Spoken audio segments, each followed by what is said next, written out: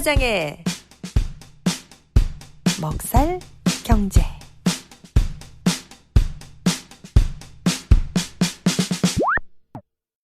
김 사장의 먹살 경제, 오늘은 어떤 내용 준비하셨나요? 네, 미주 동포들의 먹고 살기 위한 경제 이야기, 먹살 경제의 시간입니다.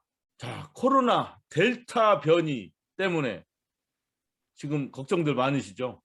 그렇죠. 대체 걱정 이거 많죠. 뭐 어떻게 될 것 같습니까? 우리 태바이님은 이 델타 변이가 지금 확산되고 있는데. 계속 번질 것 같아요. 제가 요즘에 짐에 다니고 있는데 저는 마스크 꼭 쓰고 가거든요.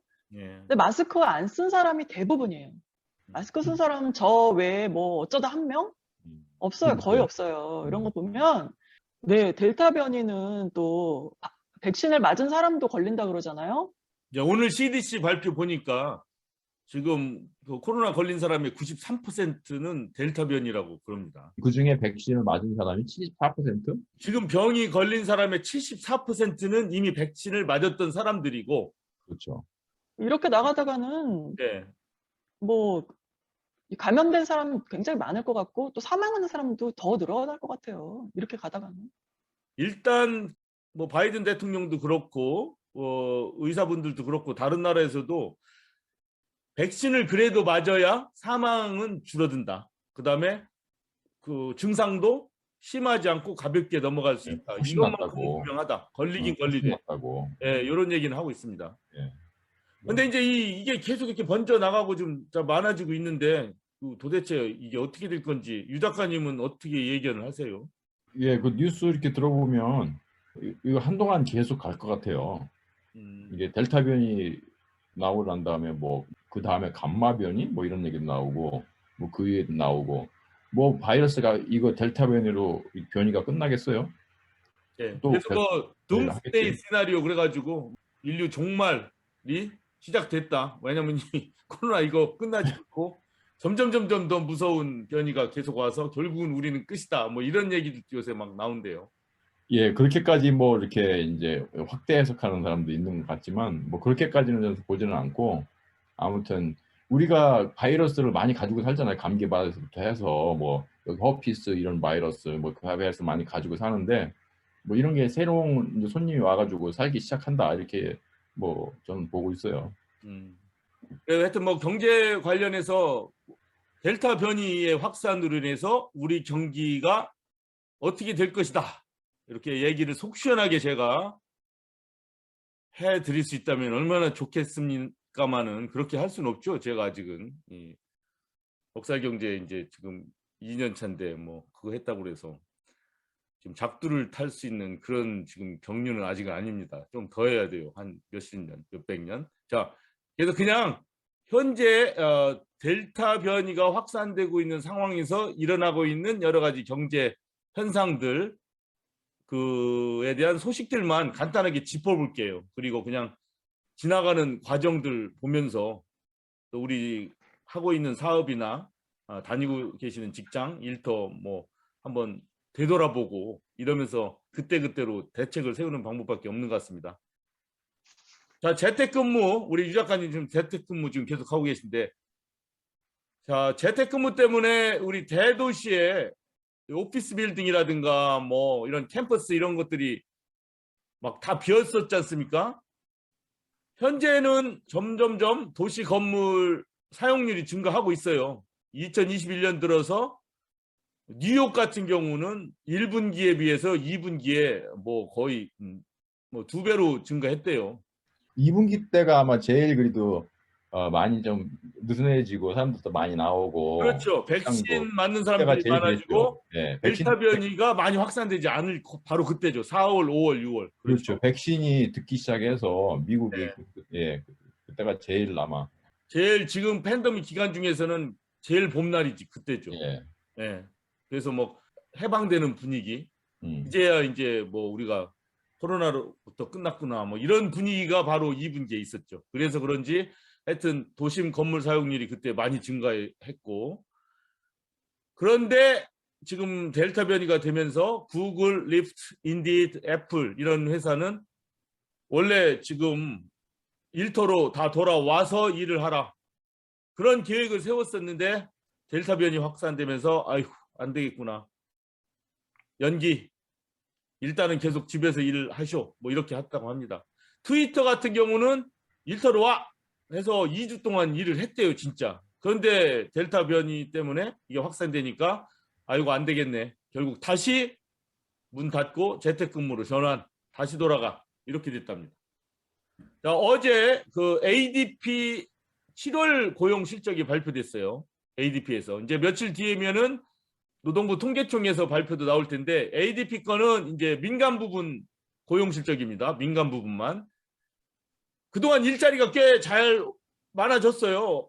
3월, 4월, 5월 쭉 많아졌는데 일반 경제 전문가들은 그 7월 일자리가 한 65만 개 정도 늘어날 것이다 이렇게 예측했고 다우존스 같은 경우는 한 68만 개 정도로 일자리가 늘어날 것이다 라고 예상했는데 그에는 훨씬 못 미치게 33만 개 정도만 일자리가 생겼다고 ADP가 어제 발표했습니다. 그래서 엄청나게 실망해서 오늘 주식시장도 이것 때문에 약간 주춤하고 믹스드 오르락내리락 이렇게 됐다고 합니다.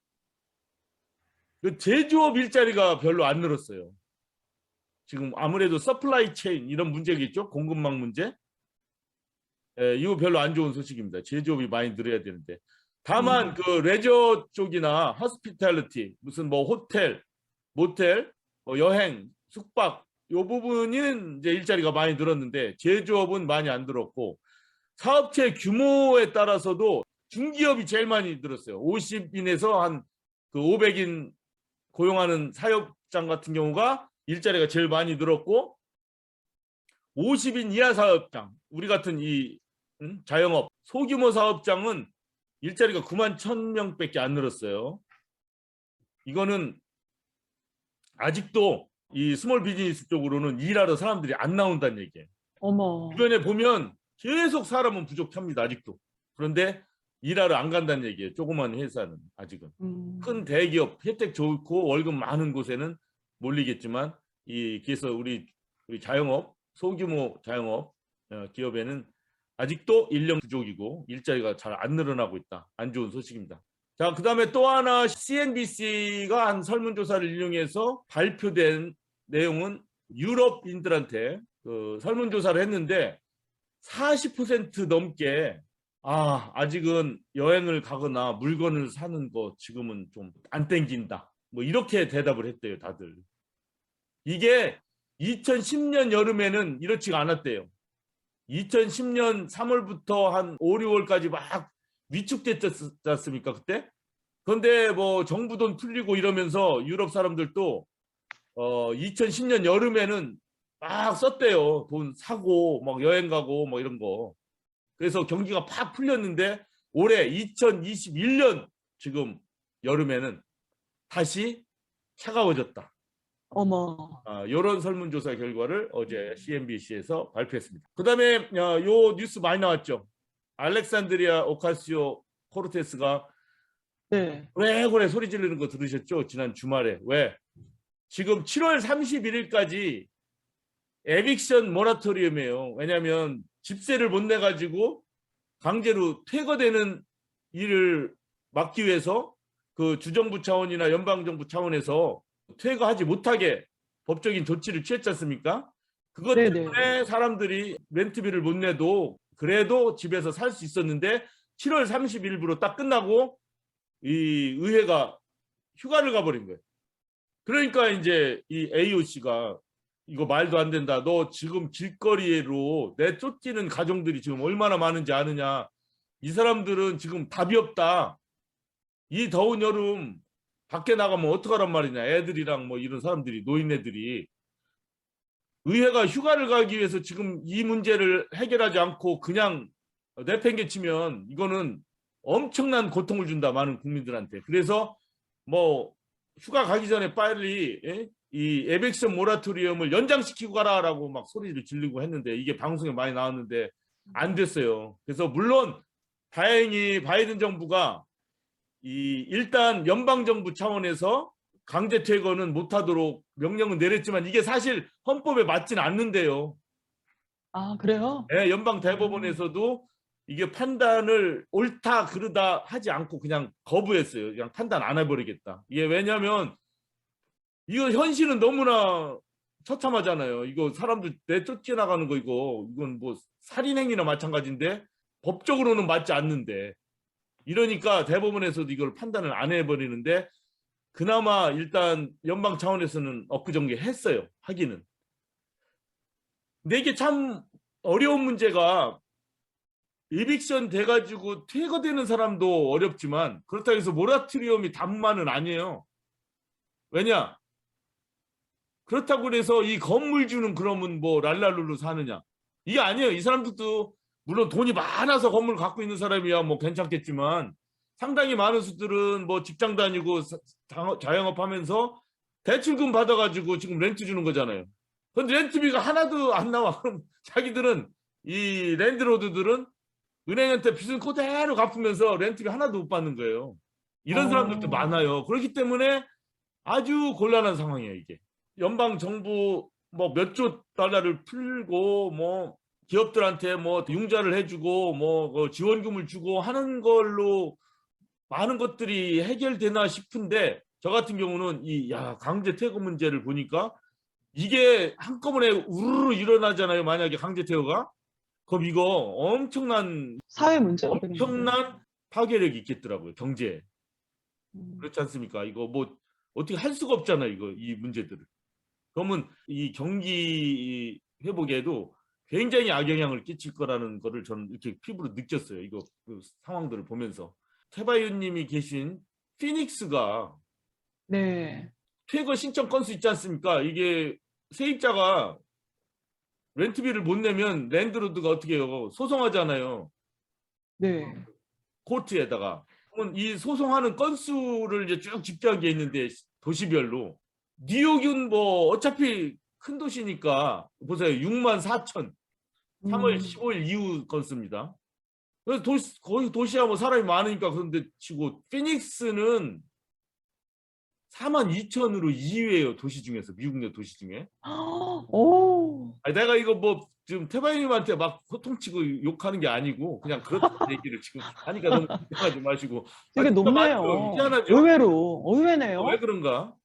왜 그럴까 진짜? 3위가 뉴욕에 20%예요. 10분의 1, 3만 10분의 1도 안 될 텐데 20분의 1?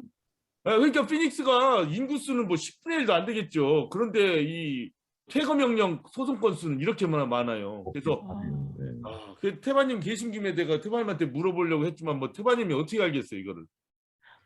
모르겠네요. 왜 그렇게 많은지. 흑인들한테 좀 설득 좀 하세요. 네, 어차피 그 네, 흑인 계층, 라티노 계층 이런 분들 저소득층 분들이 많고, 그다음에 피닉스 같은 경우는 수요가 많아요 공급보다 훨씬.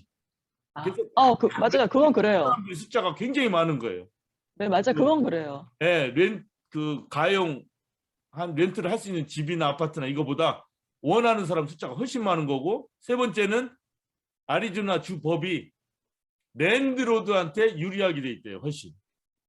그래서 이 소송이 걸리면 랜드로드가 70% 이상 다 이기고 그 세입자를 조금 봐주는 경우는 30%밖에 안 된대요. 그리고 랜드로드의 대부분은 이 소송을 할 때 다 변호사 쓰고 이 세입자들은 거의 대부분 변호사가 없대요. 뭐 이런 여러 가지 요인이 있다는 거를 제가 하도 궁금해서 찾아봤어요. 네, 그러니까 태바님 또 아리조나에서 이렇게 우리 목장 모임을 하거나 무슨 모임을 할 때 이런 얘기 한번 하시면 될 게 없습니다. 참 별로 좋지 않은 소식을 태바님 앞에서 얘기해서 참 미안해요. 알고는 있어야지 그래도. 네. 자, 이게 나쁜 여러 가지 안 좋은 소식들이 많이 있는데 그래도 그 1조 상당 규모의 우리 미국의 일자리 계획, 잡스 플랜이라고 하는 그 거대한 계획 중에 그 가장 큰 부분인 인프라스트럭처 빌 있죠. 이 기간산업 설비 투자 법안. 요게 지난번에 보도했을 때 절차 투표를 2주에 했는데 부결됐지 않습니까? 그때? 네. 예, 이번에는 통과가 됐어요. 예, 많은 부분 합의가 됐고 공화당에서 17명이 민주당 안으로 붙었어요. 그래서 논의는 하자 이거예요. 절차 투표라는 게. 논의는 하자. 그래서 논의 중이고 오늘도 뉴스 보니까 뭐 테드 크루스하고 우리 조지아의 상원의원하고 둘이 양당 합당으로 또 어떤 뭐 이런 부분 뭐 무슨 뭐 인프라스트럭처 뭐 건설하는 법안, 또 알래스카의 머컬스키 상원의원 또 뭐 이런 거 좀 하나 하자 뭐 이런 것들 활발하게 논의를 지금 진행하고 있어요. 이런 것 좀 빼자, 이런 건 좀 더 해야 된다, 투자를. 그래서 전망은 밝습니다. 1조 달러 인프라스트럭처 빌 잘 진행이 돼야 됩니다. 그리고 척 슈머 민주당 상원 의원 대표죠. 머저리티 리더는 이 인프라스트럭처 빌 합의되고 통과되기 전까지 상원 의원들은 휴가 못 가, 이렇게 대표로서 명령을 내렸어요. 그러니까 공화당 상원 의원들도 지금 여름에 휴가 가고 싶은데 어쩔 수 없어요. 뭐 다수당 의장이 이렇게 얘기하면 따라야 돼요. 그럼 휴가 못 가요, 이거 하기 전까지는. 그래서 그 인프라스트럭처 빌 마무리하겠다는 의지는 확고하고 아주 전망은 밝습니다. 이거라도 돼야 또 이 돈들이 건설, 뭐 기간산업, 설비, 뭐 그다음에 특히 아이들 보조하는데 보조금, 지금 뭐 이런 데로 돈이 좀 풀리면서 코로나 델타 변이로 인해서 주춤하고 있는 경기가 다시 살아나가는 그런 어떤 계기가 되지 않을까, 이렇게 내심 기대해 봅니다. 자, 이상 237화 먹살경제 마치도록 하겠습니다. 네, 잘 들었습니다.